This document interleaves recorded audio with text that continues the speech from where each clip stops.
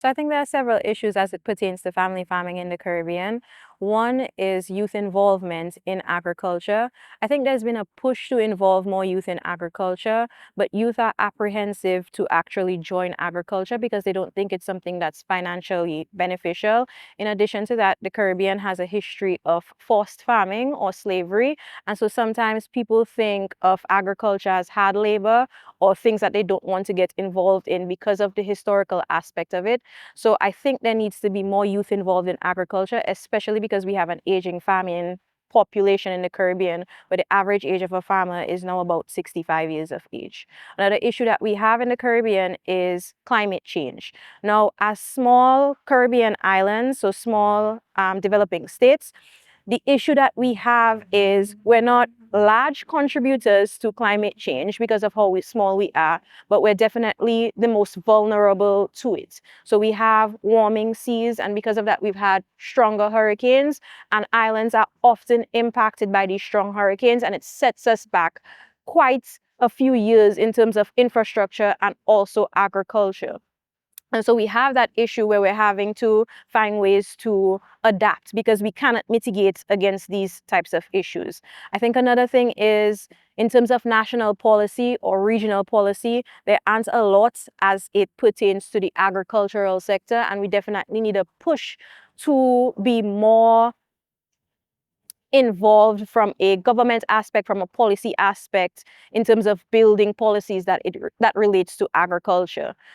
Another issue that we have in terms of agriculture is sustainable practices of agriculture. So because we don't have too many sustainable practices in certain countries, what happens is when we're devastated by certain climatic events, it sets us back because we're losing land, because people aren't farming the lands in a sustainable way, and so we're losing land. And we already have an issue in terms of land access. And then finally, I think another issue is financial access. So a lot of financial institutions and don't have products that pertain to farmers or are dedicated to farmers. And so it's hard sometimes to gain access to that financing, especially if you don't even have ownership of collateral or your own land. So that's an issue as well. And so we're dependent on grant funding. And because we don't have enough data to drive or to receive grant funding, sometimes that sets us back as well. So I think those are a few of the issues that we have in the Caribbean as it pertains to agriculture and the setback of family farming.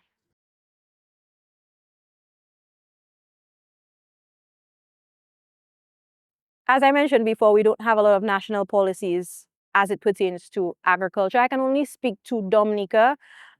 We have a few policies as it relates to agriculture, but nothing that has been in recent time.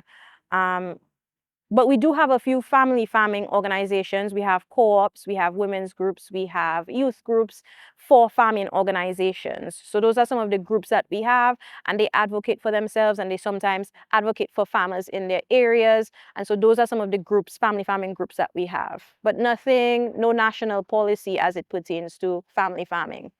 So we have a regional organization, which is AACARI, so the Agriculture Alliance of the Caribbean. It's an umbrella organization that different Caribbean farming groups, farming organizations, farming co-ops can join under. That way we can have a regional approach to tackling policy and a regional approach to tackling certain issues that we have in the Caribbean, sort of giving us one voice instead of being 1,000 groups spread across the Caribbean.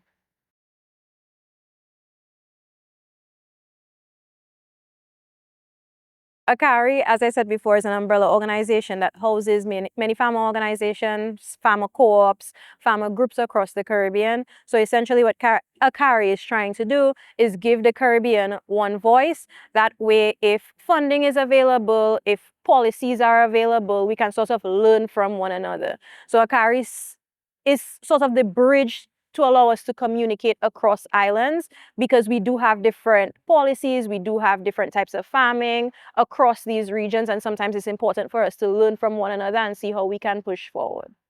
And then in terms of how we can take advantage of the UN decade of family farming, I do believe being in places like this is important so we can learn how to advocate for ourselves in terms of from an international standpoint. So seeing how we can access international funding, seeing how we can access international knowledge as it pertains to family farming.